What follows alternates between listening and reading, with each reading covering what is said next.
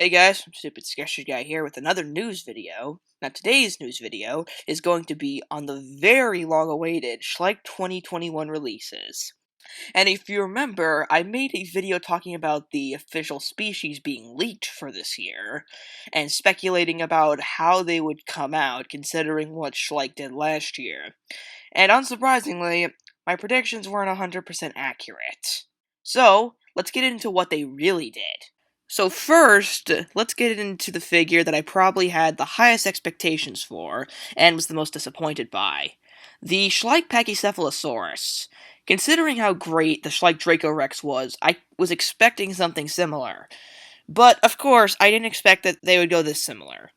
Now, one thing I will give them credit for is that I do like the idea of them having a similar color scheme, because it plays along with the idea that Dracorex is a younger version of Pachycephalosaurus. So, them having similar colors is honestly a good thing.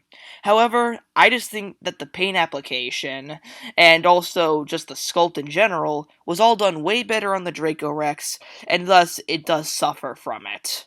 After Pachycephalosaurus, we will go to the other side of the spectrum and talk about a figure that I didn't have high hopes for, the Apatosaurus.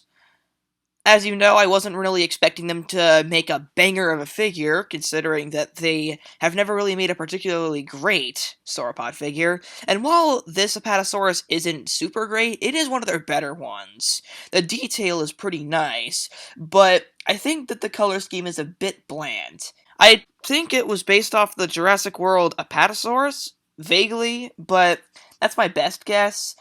But besides that, it just looks like a gray Apatosaurus with some blue stuff on it. And the blue stuff does help, it's just that it doesn't do enough. So it overall just looks like a okay, wrinkly dinosaur. And you know what? That's better than what I was expecting.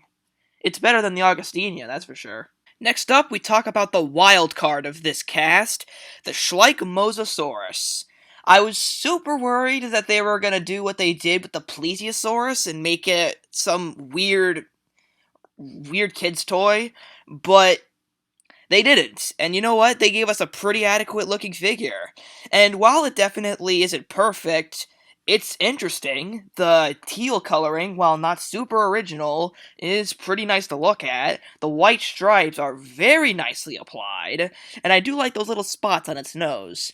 And as well as that, I like the sculpt, although it could be a little better. The tail, the thing before the tail fluke, is very skinny, makes you wonder how it could even support that giant fluke, and its head is very small. It kind of looks like its head went through a mild shrink ray. But besides that, I do really like this figure. And as we continue down the list of surprises, we got the Schleich Caprosuchus, and this thing is good. I was, like many others, concerned considering how they made their Schleich Postosuchus, but they did a really good job here. It kind of looks like a hybrid of the Safari Limited Caprosuchus with the jaw articulation and the head of the Papocaprosuchus, and it was slightly cartoonified. And you know what?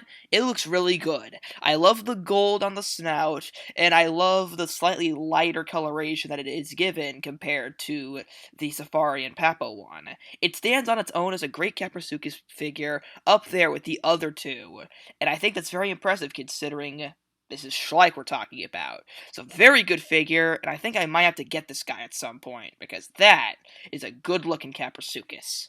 But now it's time for the last figure on the list. The figure that I had the least amount of hope for. The Ceratosaurus. And you know what? Schleich surprised me. Because I was expecting them to make another really ugly looking theropod, kind of like what they did with the Cryolophosaurus. But you know what? They decided to make something good. And it worked. They did a good job. Although it's not perfect, I don't like that they decided to give it that tripod pose akin to the Schleich Dilophosaurus from a few years back. But besides that, the color scheme is really what helps this figure.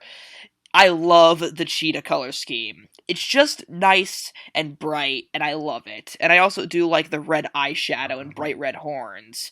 It's just a really well painted figure, and it makes the mediocre sculpt really stick out and really help make this a really good figure, a pleasantly surprisingly good figure.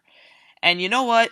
I have to give Schleich credit for it. They didn't have any figures that I would say are particularly bad. Maybe some that were a little disappointing, but you know what? They decided not to drop the ball on any of their figures this year. They did a solid job. So, good job, Schleich, and keep this up, please. I want to see more of this. So, hope you guys enjoyed this video. Comment down what your favorite Schleich figures from this year are. See you guys next time.